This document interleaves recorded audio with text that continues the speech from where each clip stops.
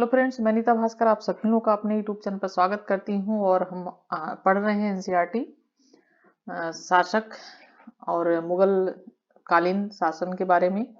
और हमने काफ़ी चीज़ें इसमें पढ़ ली और 8 चैप्टर चल रहा है हमारा।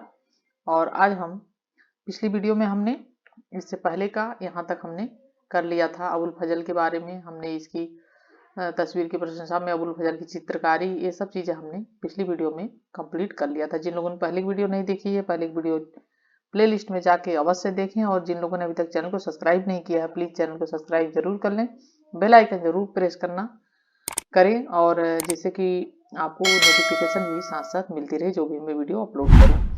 तो चलिए शुरू करते हैं। और आशा करती हूँ वीडियो बहुत पसंद आएगी, और वीडियो पसंद आए तो लाइक शेयर कमेंट अवश्य करिएगा। और साथ साथ मैं इसके जो भी इंपॉर्टेंट फैक्ट होते हैं वो भी मैं बताती चलती हूँ, तो इसलिए एक्स्ट्रा जो भी चीज़ें हैं उसे ज़रूर नोट करें, जिससे आपका बेहतरीन नोट तैयार हो जाए किसी भी एग्जाम के लिए। वेरी इंपॉर्टेंट वीडियो है ये एनसीईआरटी। तो चलिए चलते हैं। किंतु समय के साथ शरिया की व्याख्याओं में भी बदलाव आया, और विभिन्न सामाजिक समूहों ने इस्लामी परंपरा के ढांचे की अलग अलग तरीकों से व्याख्या की, और प्रत्येक समूह ने इस परंपरा की ऐसी व्याख्या को प्रतिपादित की जो उनकी राजनीतिक आवश्यकताओं से ज्यादा मेल खाती थी। ठीक है, यानी जो चीजें उनकी राजनीतिक जो आवश्यकताएं थी उनसे ज्यादा मिलती थी, उनकी ज्यादा व्याख्या की गई। ठीक है, जिन शताब्दियों के दौरान साम्राज्य निर्माण हो रहा था, उस समय एशियाई क्षेत्रों के शासकों ने नियमित रूप से कलाकारों को चित्र तथा राज्य के जीवन दृश्य चित्रित करने के लिए नियुक्त किया। जबकि हम पिछली वीडियो में पढ़ा था हमने कि जो मुगल शासन के काल के जो है वो चित्रकार थे, और जो कहाँ लिखते थे, बुक्स लिखते थे, जो रचनाएं लिखते थे, और उनके उसको चित्रित जो है किया जाता था बीच बीच में।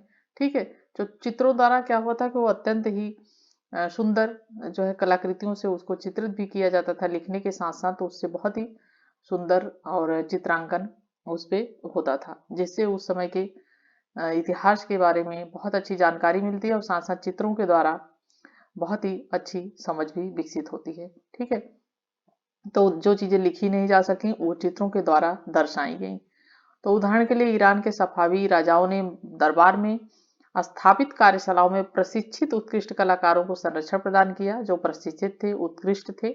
और बिहजाद जैसे चित्रकारों के नाम ने सफावी दरबार में सांस्कृतिक प्रसिद्धि को चारों ओर फैलाने में बहुत योगदान किया। ईरान से भी कलाकार आए, मुगल कालीन जो है भारत में आने में सफल हुए। कुछ को दरबार में भी लाया गया, जैसे मीर सैयद अली और अब्दुल समद को। और ये दोनों नाम बहुत इंपॉर्टेंट है, बहुत एग्जाम में बार बार पूछा जाता है। ये किसके साथ आए थे? चित्रकारी की शुरुआत किसके द्वारा शुरू हुई थी? हुमायूं के द्वारा। ठीक है, अक्सर ये क्वेश्चन भी पूछता है किसके द्वारा शुरू हुई थी, तो हुमायूं के द्वारा। और ये जो है अब्दुल मीर सैयद अली, और ठीक है मीर सैयद अली, और जो ये दूसरा है अब्दुल समद। ठीक है, अब्दुल समद जो है ये दोनों इसके साथ आई थी। और अक्सर बुक्स में पूछा जाता है, एग्जाम में पूछा जाता है कि ये दोनों कलाकार किसके साथ आए थे। ठीक है, तो ये आए थे हुमायूं के साथ, और ईरानी ये कलाकार थे। ठीक है, बादशाह हुमायूं को दिल्ली तक साथ देने के लिए कहा गया, और अन्य संरक्षण और प्रतिष्ठा के अवसरों की तलाश में प्रवास किया, यानी बस गए तलाश में प्रतिष्ठा के और संरक्षण पाने के। ठीक है, बादशाह और रूढ़िवादी मुसलमान विचारधारा के प्रवक्ताओं के बीच जीवधारियों के दृश्य निरूपण पर मुगल दरबार में तनाव भी उत्पन्न हुआ। ठीक है, अकबर का दरबारी इतिहास अबुल फजल था, बहुत ही महत्वपूर्ण, जिसकी हमने अभी पिछले वीडियो में आईने अकबरी और उन सब बारे में पढ़ा था। ठीक है, अकबरनामा और आईने अकबरी जो दो महत्वपूर्ण बुक्स थी अबुल फजल के द्वारा लिखी गई है, और बहुत ही महत्वपूर्ण जो है कलाकार और चित्रकार था। बादशाह को यह कहते हुए उद्धृत करता है, बादशाह को कहते हुए क्या कहता है? कई लोग ऐसे हैं जो चित्रकला से घृणा करते हैं, पर मैं ऐसे व्यक्तियों को नापसंद करता हूँ।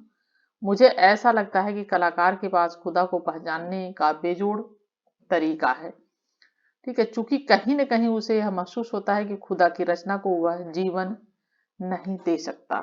ठीक है, आगे चलते हैं। अकबरनामा और बादशाह नामा। ठीक है, ये है अकबरनामा और बादशाह नामा बुक्स। ठीक है, महत्वपूर्ण बुक्स हैं ये। और अकबरनामा जैसा कि हमने पढ़ा था अबुल फजल द्वारा लिखी गई है। मुगल इतिहासों में सर्वाधिक ज्ञात अकबरनामा और बादशाहनामा, राजा का इतिहास।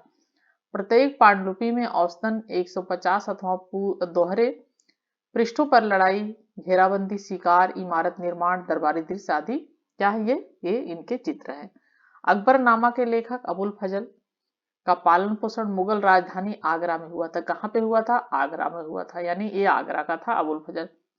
और वह अरबी भाषा, फारसी भाषा, यूनानी भाषा और दर्शन और सूफीवाद में पर्याप्त जो है ये था निष्णात। और इससे भी अधिक वह प्रभावशाली, विवादी और स्वतंत्र चिंतक भी था, जिसने लगातार दकियानूसी, जो पुराने विचारों के लोग थे, पिछड़े विचारों के लोग थे, उलेमा लोग थे, उनके विचारों का क्या किया इसने? विरोध किया जो है इसने अबुल फजल ने। और इन गुणों से अकबर क्या हुआ था? वह उसके इन्हीं गुणों से बहुत अधिक प्रभावित हो गया था और उसने अबुल फजल को अपने सलाहकार और अपनी नीतियों के प्रवक्ता के रूप में बहुत उपयुक्त पाया। और बादशाह का यह मुख्य उद्देश्य राज्य को धार्मिक रूढ़िवादियों के नियंत्रण से मुक्त करना था। दरबारी इतिहासकार के रूप में अबुल फजल ने अकबर के शासन से जुड़े विचारों को न केवल आकार दिया बल्कि उनको स्पष्ट रूप से क्या किया? उसे व्यक्त भी किया। दरबारी इतिहासकार था अबुल फजल। ठीक है, और हमने पीछे वीडियो में काफी चीजें पढ़ी हैं, तो अगर आप अपने पहले की नहीं देखी तो प्लेलिस्ट में जरूर जाके पीछे की वीडियो जरूर देख लें। और फिर उसके आगे चलते हैं शासक तिब्बती मुगल दरबार, जो हमारा चैप्टर चल रहा है 1589।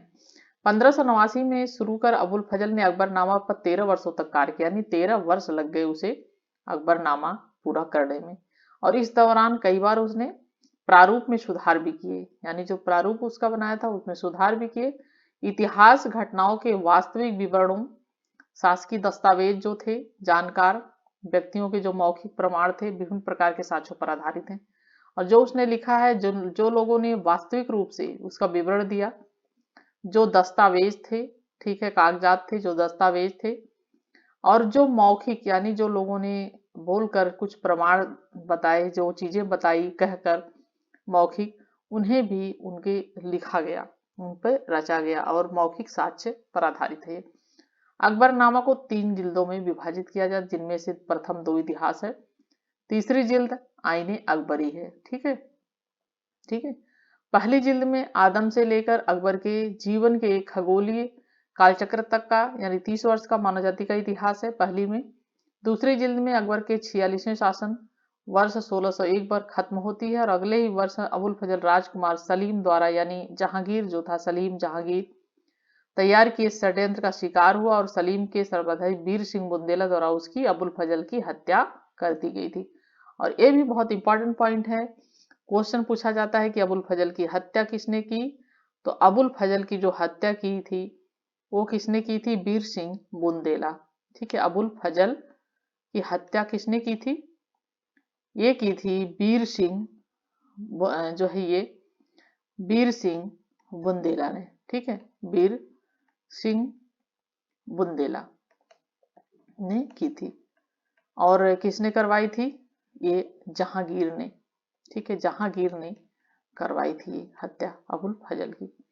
ठीक है, और अकबरनामा का लेखक राजनीतिक रूप से महत्वपूर्ण घटनाओं के समय के साथ विवरण देने के पारस्परिक ऐतिहासिक दृष्टिकोण से किया गया। इसके साथ ही तिथियों और समय के साथ होने वाले बदलावों के उल्लेख के बिना ही अकबर के साम्राज्य के भौगोलिक, सामाजिक, प्रशासनिक और सांस्कृतिक सभी पक्षों का विवरण प्रस्तुत करने का जो तरीका था इसका क्या हुआ? लेखन किया गया इन सभी चीजों का, भौगोलिक रूप से, सामाजिक रूप से, प्रशासनिक रूप से, सांस्कृतिक रूप से।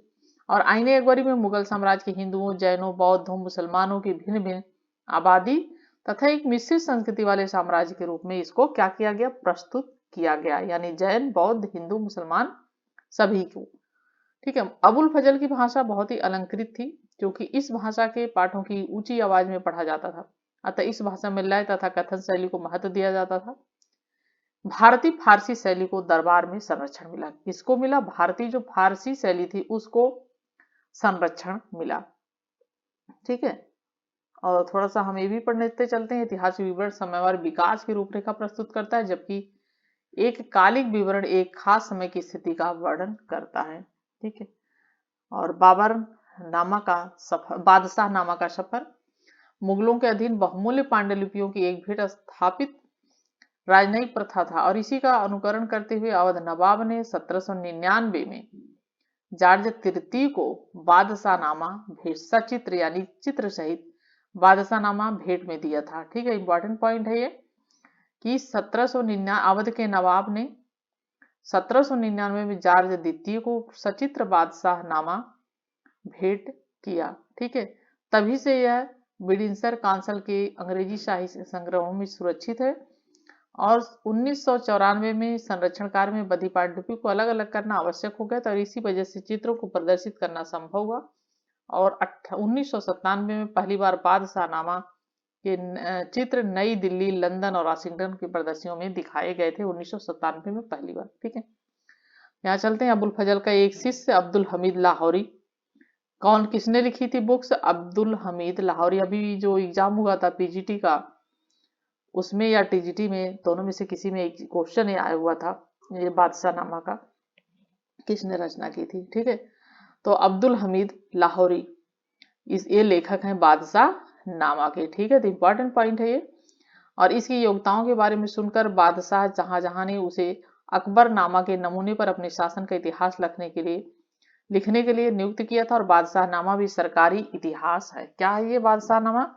सरकारी इतिहास है और इसकी 3 जिल्दें, जिल्द 3 है इसकी। पिछले वीडियो में हमने बात करी थी जिल्द वगैरह के बारे में।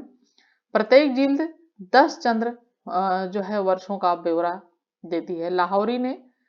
अब्दुल हमीद लाहौरी ने बादशाह के शासन 1627 से 1647 के पहले 2 दशकों का पहला व दूसरा दफ्तर लिखा और इन जिल्दों में बाद में शाहजहां के वजीर सादुल्लाह खान ने सुधार किया और बुढ़ापे की आवश्यकताओं की वजह से लाहौरी तीसरे दशक के बारे में न लिख सका, जिसे बाद में इतिहासकार वारिस ने पूरा किया इसे। ठीक है, यानी बुढ़ापा हो गया था, उसे बूढ़ा हो गया था तो लिख नहीं पाए वो। और औपनिवेशिक काल के दौरान अंग्रेज प्रशासकों ने अपने साम्राज्य के लोगों और संस्कृति जिन पर लंबा शासन करना चाहते थे को बेहतर ढंग से समझने के लिए भारतीय इतिहास का अध्ययन तथा उपमहाद्वीप के बारे में ज्ञान का अभिलेखागार स्थापित करना शुरू कर दिया। ठीक है, शुरू किया। और 1784 में ये भी बहुत इंपॉर्टेंट क्वेश्चन और अभी ये पीजीटी में पूछा गया था, सर विलियम जोन्स। ठीक है, सर विलियम जोन्स, ठीक है, द्वारा स्थापित एशियाटिक सोसाइटी ऑफ बंगाल, किसकी स्थापना की गई थी? एशियाटिक, ठीक है, एशियाटिक सोसाइटी ऑफ बंगाल। ठीक है, बंगाल। ठीक है, Asiatic Society of Bengal Williams Jones द्वारा इसकी स्थापना की गई थी और भारतीय पांडुलिपियों के संदापन, प्रकाशन तथा अनुवाद का जिम्मा अपने ऊपर इन्होंने ले लिया था। ठीक है, अकबरनामा और बादशाहनामा, अकबरनामा के लेखक अबुल फजल और बादशाह के लेखक जो है अब्दुल हमीद लाहौरी जो है, जरूर नोट कर लीजिए आप। और संपादित पाठांतर सबसे पहले एशियाटिक सोसाइटी द्वारा 19वीं शताब्दी में प्रकाशित किए गए। वर्षों की कड़ी मेहनत के बाद 20वीं शताब्दी के आरंभ में हेनरी बेवरिज द्वारा अकबरनामा का अंग्रेजी अनुवाद, ये वेरी इंपॉर्टेंट पॉइंट है, किसके द्वारा अनुवाद किया गया 20वीं शताब्दी के आरंभ में? ठीक है, हेनरी बेवरिज। ठीक है, बेवरिज बहुत इंपॉर्टेंट क्वेश्चन है, बार पूछ सकता है कि किसने अनुवाद किया, तो अकबरनामा का अंग्रेजी में अनुवाद। ठीक है, अकबरनामा का अंग्रेजी में अनुवाद किया किसने? हेनरी बेवरिज ने। ठीक है, और बादशाहनामा के केवल कुछ ही अंशों का अभी तक अंग्रेजी में अनुवाद हुआ है और इसका मूल पाठ अपने संपूर्ण रूप में आज भी अनुवाद किए जाने की प्रतीक्षा में, यानी अभी अनुवाद पूरी तरीके से नहीं हो पाया है। ठीक है, और नेक्स्ट पॉइंट है आदर्श राज्य और एक दैवीय प्रकाश। ठीक है, दरबारी इतिहासकारों ने कई साक्ष्यों का हवाला देते हुए दिखाया कि मुगल राजाओं को सीधे ईश्वर से शक्ति मिली उनके द्वारा बड़ी दंत कथाओं में से, यानी दंत कथाएं जो प्रचलित कथाएं होती हैं, कहानियां होती हैं, किस्से होते हैं, सुनी सुनाई चीजें होती हैं, तो वो कहते हैं दंत कथाएं होती हैं। मंगोल रानी अलान कुआं की कहानी है। किसकी कहानी है? एक मंगोल रानी अलान कुआं, ठीक है। और जो अपने शिविर में आराम करते समय सूर्य की एक किरण द्वारा गर्भवती हुई, उसके द्वारा जन्म लेने वाली संतान पर इस दैवीय प्रकाश का प्रभाव था और पीढ़ी दर पीढ़ी यह प्रकाश क्या हुआ? हस्तांतरित होता रहा। ठीक है, आगे। ईश्वर फरेइजदी से नियुक्त निश्चित प्रकाश को ग्रहण करने वाली चीजों के प्रदान क्रम में मुगल राजत्व को अबुल फजल ने सबसे ऊपर स्थान दिया, ऊंचा स्थान दिया। और इस विषय में वो प्रसिद्ध ईरानी सूफी सिहाबुद्दीन सुहरावर्दी, ठीक है, सूफी थे ये, सुहरावर्दी 1191 में मृत हुए, और के विचारों से प्रभावित था, जिसने सर्वप्रथम इस प्रकार का विचार प्रस्तुत किया। ठीक है, इस विचार के अनुसार एक पदानुक्रम के तहत यह दैवीय प्रकाश राजा में संप्रेषित होता था, जिसके बाद राजा अपनी प्रजा के लिए आध्यात्मिक मार्गदर्शन का स्रोत बन जाता था। इतिवृत्तियों के विवरणों का साथ देने वाले चित्रों ने इन विचारों को इस तरीके से संप्रेषित किया कि उन्होंने देखने वालों के मन मस्तिष्क पर अस्थायी प्रभाव डाला। और 17वीं शताब्दी से मुगल कलाकारों ने बादशाहों को प्रभा मंडल के साथ चित्रित करना शुरू किया, 17वीं शताब्दी से। और ईश्वर के प्रकाश के प्रतीक के रूप प्रभा मंडलों को ईसा और वर्जिन मेरी के यूरोपीय चित्रों में देखा था। थोड़ा सा हम पीछे चलेंगे क्योंकि हमारी एक इंपॉर्टेंट चीज यहाँ पे रह गई है। प्रकाश के विचार का संप्रेषण। सुहरावर्दी दर्शन के मूल में प्लेटो की रिपब्लिक है। एक चीज और आपको पता चल गई, ये बहुत आसान है क्वेश्चन, ये बहुत बार पूछा जाता है कि जो है रिपब्लिक किसकी पुस्तक है, तो ये प्लेटो की पुस्तक है रिपब्लिक। ठीक है, जहां ईश्वर की सूर्य के प्रतीक द्वारा निरूपित किया गया। सुहरावर्दी की रचनाओं को इस्लामी दुनिया में व्यापक रूप से पढ़ा जाता था। शेख मुबारक ने इसका अध्ययन किया था। इसके बारे में उसने अपने पुत्रों फैजी और अबुल फजल को बताया था। फैजी और अबुल फजल दोनों भाई थे और उसके संरक्षण में प्रशिक्षित हुए। ठीक है, एक अनुवाद विभाग की अकबर ने स्थापना भी की थी, जिसमें फैजी की अध्यक्षता में की थी। ठीक है, आगे चलेंगे हम। अबुल हसन द्वारा बनाए गए इस चित्र में जहांगीर को देदीप्यमान कपड़ों और आभूषणों में अपने पिता अकबर के चित्र को हाथ में लिए दिखाया गया है, जैसा कि आप इस चित्र में देख सकते हैं। अकबर की पोशाक सफेद है। सफेद रंग की सूफी परंपराओं में प्रबुद्ध जीव से जुड़ा गया है और वह एक गोलक अर्पित कर रहा है। ठीक है, और जो राजवंशीय सत्ता का क्या है? प्रतीक है। और मुगल साम्राज्य में ऐसा कोई कानून नहीं था जो निर्धारित करे कि बादशाह के पुत्रों में से कौन सा पुत्र सिंहासन का उत्तराधिकारी होगा। इसका परिणाम यह होगा कि प्रत्येक जो राजवंशी परिवर्तन का निर्णय भातृघातक युद्ध से होने लगा। बाद में फिर इस तरह की प्रॉब्लम आने लगी। अकबर के शासन के अंतिम भाग में शहजादे सलीम ने अपने पिता के खिलाफ विद्रोह कर दिया था, जहांगीर जो था, और लेकिन बाद में उसे माफ कर दिया था अकबर ने। ठीक है, और इस चित्र में हम देखेंगे, यह चित्र पिता पुत्र के बीच संबंध को कैसे चित्रित करता है। ये जहांगीर है, सलीम जहांगीर, और ये है अकबर, जिसे सफेद पोश में दिखाया गया। आपको क्यों लगता है कि मुगल कलाकारों निरंतर बादशाहों गहरी फीकी पृष्ठभूमि के साथ चित्रित किया? नेक्स्ट है, आगे चलते हैं। फिर अस्थायी प्रभाव डाला, ये हमने पढ़ कर लिया था, और हम चलेंगे अगले पॉइंट पे, एकीकरण का एक स्रोत। ठीक है, सुलह कुल। मुगल इर्तिबती साम्राज्य को हिंदुओं, जैनों, जरसूतियों और मुसलमानों जैसे अनेक भिन्न भिन्न जो निर्जातीय थे, धार्मिक समुदाय के लोग थे, उनको क्या किया गया? उन्हें समाविष्ट किया गया। ठीक है, एकीकरण उनका किया गया सुलह कर करके, जैसे भी। ठीक है, और साम्राज्य के रूप में प्रस्तुत करते हैं। सभी तरह की शांति और स्थायित्व के स्रोत रूप में बादशाह सभी धार्मिक और निर्जातीय समूहों से ऊपर होता था। इसके बीच मध्यस्थता करता था तथा यह सुनिश्चित करता था कि न्याय और शांति बनी रहे।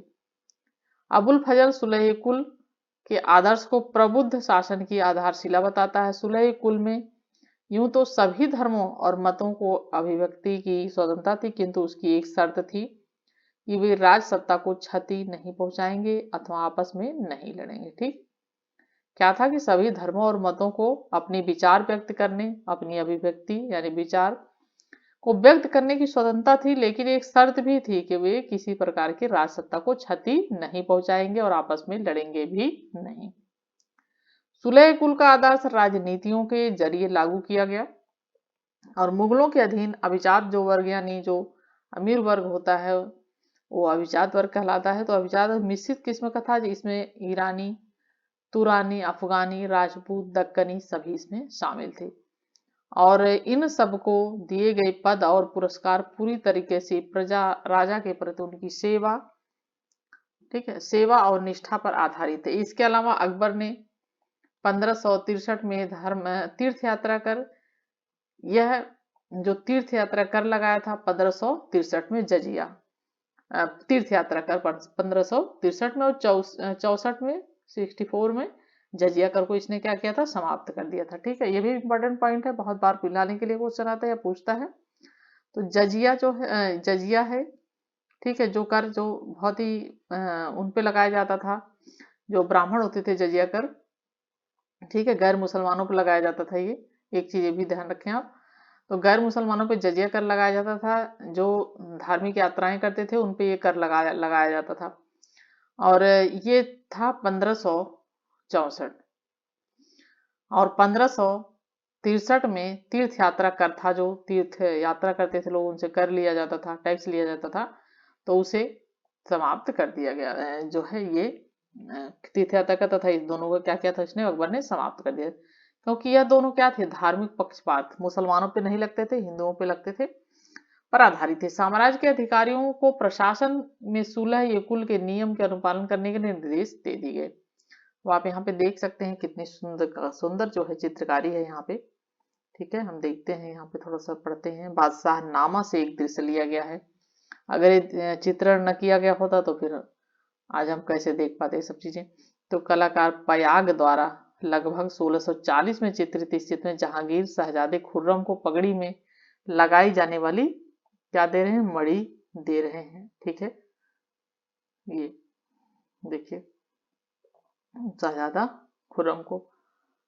और सभी मुगल बादशाहों में ने उपासना स्थलों के निर्माण और रख रखाव के लिए अनुदान दिए, यहाँ तक कि वे युद्ध के दौरान जब मंदिरों को नष्ट कर दिया जाता था तो बाद में उसकी मरम्मत के लिए अनुदान जारी किए जाते थे। ऐसा हमें शाहजहां औरंगजेब के शासन में पता चलता है। हालांकि औरंगजेब के शासनकाल में गैर मुसलमान प्रजा पर जजिया फिर से लगा दिया गया था।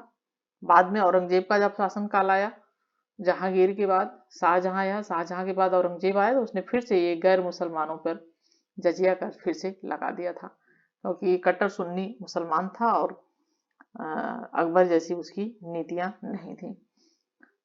ठीक है, नेक्स्ट है सामाजिक अनुबंध के रूप में न्यायपूर्ण प्रभुसत्ता। अबुल फजल ने प्रभुसत्ता को एक सामाजिक अनुबंध के रूप में परिभाषित किया। वह कहता है कि बादशाह अपनी प्रजा के 4 तत्वों की रक्षा करता है: जीवन, जन, धन, माल, सम्मान, नामस और विश्वास यानी दीन, और इसके बदले में वो आज्ञा पालन तथा संसाधनों में हिस्से की मांग करता है। केवल न्यायपूर्ण संप्रभु ही शक्ति और दैवीय मार्गदर्शन के साथ इस अनुबंध का सम्मान कर पाते थे। ठीक है,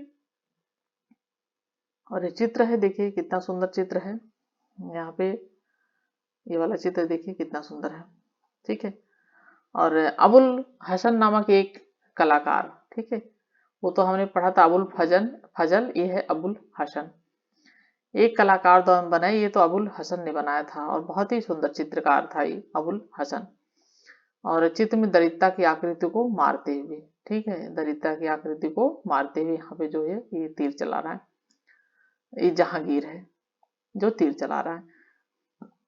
ठीक है, कलाकार ने यहाँ लक्ष्य को गहरे बादल के आवरण में दिखाकर, जो लक्ष्य है गहरे बादल में दिखाई दे रहा है, तो उसको दिखाकर यह बताने की चेष्टा की है कोई वास्तविक व्यक्ति नहीं बल्कि एक अमूर्त लक्षण को प्रतीक के रूप में दिखाता।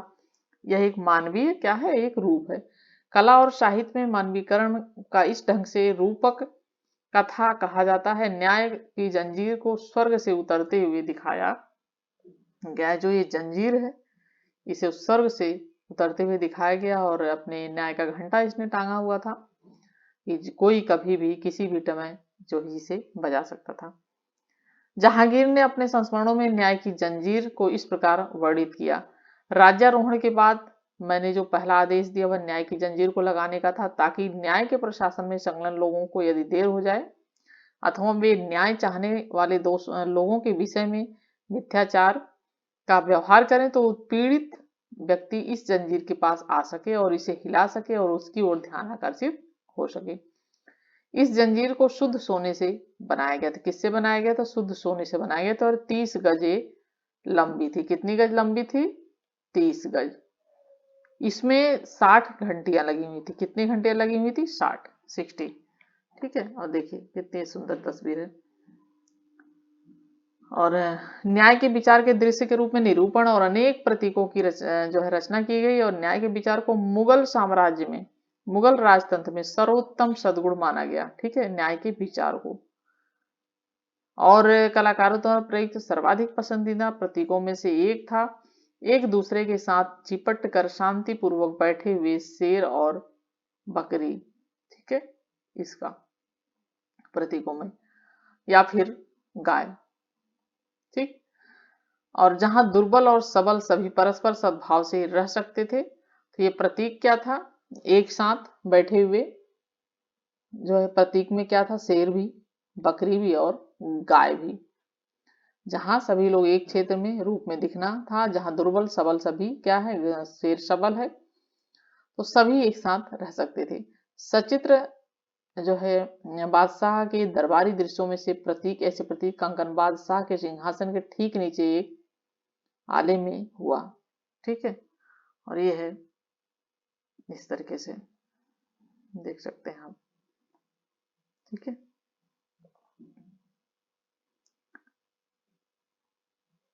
राजधानियां और दरबार। ठीक है, राजधानियां और दरबार थोड़ा सा हम यहाँ भी पढ़ते हैं। राजधानी नगर। ठीक है, और मुगल साम्राज्य का हृदय स्थल उसका राजधानी नगर था, जहां दरबार लगता था। और 17वीं शताब्दियों के दौरान मुगलों की राजधानियां बड़ी तेजी से क्या हुआ? स्थानांतरण होने लगा। वह स्थानांतरित होने, बाबर ने लोदियों की राजधानी आगरा पर अधिकार कर लिया था, जो लोदी वंश की राजधानी थी। सिकंदर लोदी ने स्थापना की थी आगरा शहर की। ये भी चीज इंपॉर्टेंट है, किसने स्थापना की थी? सिकंदर लोदी ने। ठीक है, और बहुत बार ये पूछता है। ठीक है, 1504 में आगरा शहर की स्थापना किसने की थी? सिकंदर लोदी ने। और तथापि उसके शासन के 4 वर्षों के दौरान राजसी भिन्न भिन्न स्थान पर लगाए जाते रहे। और 1560 के दशक में अकबर ने आगरा के किले पे निर्माण करवाया। आगरे के किले का निर्माण करवाया किसने? अकबर ने। ठीक है, वेरी इंपॉर्टेंट पॉइंट है, जिसे आप नोट करते चले तो बहुत अच्छा रहेगा। इसे आसपास के क्षेत्रों की खदानों से लाए गए लाल बलुआ पत्थर से, किससे बनाया गया था? लाल बलुआ पत्थर से। 1570 के दशक में उसने फतेहपुर सीकरी में एक नई राजधानी बनाने का निर्णय लिया। और इस निर्णय का एक कारण हो सकता है कि फतेहपुर सीकरी अजमेर की जाने वाली सीधी सड़क पर स्थित था, जहां शेख मुहिद्दीन चिश्ती की दरगाह उस समय तक एक महत्वपूर्ण तीर्थ स्थल बन चुकी थी। क्या थी? शेख मुहिद्दीन चिश्ती की दरगाह। सूफी संत जो थे, जिन्होंने ये बहुत ही अकबर इन्हें मानता था चिश्ती को। और महत्वपूर्ण तीसरा, मुगल बादशाहों के चिश्ती सिलसिले के सूफियों के साथ घनिष्ठ संबंध बने। अकबर ने सीकरी में जुमा मस्जिद के बगल में शेख सलीम चिश्ती के लिए सफेद संगमरमर का एक मकबरा बनाने का भी आदेश दिया। और विशाल मेहराबी प्रवेश द्वार, जो बुलंद दरवाजा के निर्माण का उद्देश्य वहां आने वाले लोगों को गुजरात में मुगल विजय की याद दिलाना था। ठीक है, बहुत बार एक क्वेश्चन पूछा जाता है कि ये जो बुलंद दरवाजा बनाया गया, अकबर ने तो बुलंद दरवाजा बनवाया तो किस खुशी में बनवाया, क्यों बनवाया? तो इसका एक अर्थ है गुजरात विजय या दक्कन विजय। इसे दो क्वेश्चन आता है इसमें। कभी दक्कन विजय अगर लिखता है और उसमें अगर गुजरात नहीं है तो सिर्फ आपको दक्कन लिखना है। लेकिन अगर दक्कन, ठीक है, दक्कन और गुजरात दोनों लिखता है तो आपको गुजरात को आंसर ठीक करना है। ठीक है, ये चीज आपको ध्यान रखनी है। ठीक है, और नियंत्रण में लाने की राजधानी को लाहौर स्थानांतरित कर दिया गया। और इस तरह 13 वर्षों तक अकबर ने इस सीमा पर बाहरी चौकसी, गहरी चौकसी बनाए रखी। ठीक है, और ये है फतेहपुर सीकरी का बुलंद दरवाजा। ठीक है, मैंने देखा ये फतेहपुर सीकरी का बुलंद दरवाजा, बहुत बड़ा दरवाजा है, ये देखिए आप देख सकते हैं ये है, ठीक है। और शाहजहां ने विवेकपूर्ण राजकोषीय नीतियों को आगे बढ़ाया और तथा इमारत निर्माण के अपने शौक को पूरा करने के लिए पर्याप्त धन इकट्ठा कर दिया। जैसा कि पहले के शासकों के संदर्भ में देखा, राजतंत्री संस्कृतियों में इमारत निर्माण कार्य राजवंशीय सत्ता, धन तथा प्रतिष्ठा का सर्वाधिक स्पष्ट और ठोस प्रतीक था। मुसलमान शासकों के संदर्भ में इसे धर्मनिष्ठा के एक कार्य के रूप में भी देखा जाता था। 1648 में दरबार सेना और राजसी खानदान आगरा की नई निर्मित राजधानी शाहजहानाबाद चले गए। दिल्ली के प्राचीन रिहायशी नगर में शाहजहानाबाद, ठीक है, एक नई और शाही आबादी थी ये शाहजहानाबाद दिल्ली। और यहाँ लाल किला, ठीक है, लाल किला के बारे में बात करते हैं। लाल किला जामा मस्जिद कहाँ पे है? शाहजहानाबाद। जामा मस्जिद चांदनी चौक के बाजार की वृक्ष भी थी और अभिजात वर्ग के बड़े बड़े इनमें घर थे। और शाहजहां का यह नया शहर विशाल एवं भव्य एवं राजतंत्र की ज्यादा औपचारिक कल्पना को व्यक्त करता था। और हम नेक्स्ट वीडियो में यहाँ से शुरू करेंगे मुगल दरबार के बारे में, ठीक है। आशा करती हूँ कि वीडियो पसंद आई होगी और आपने वीडियो पूरी जरूर देखें। और वीडियो पसंद आए तो लाइक शेयर कमेंट अवश्य करिएगा। Thank you for watching video. Next video में मिलते हैं।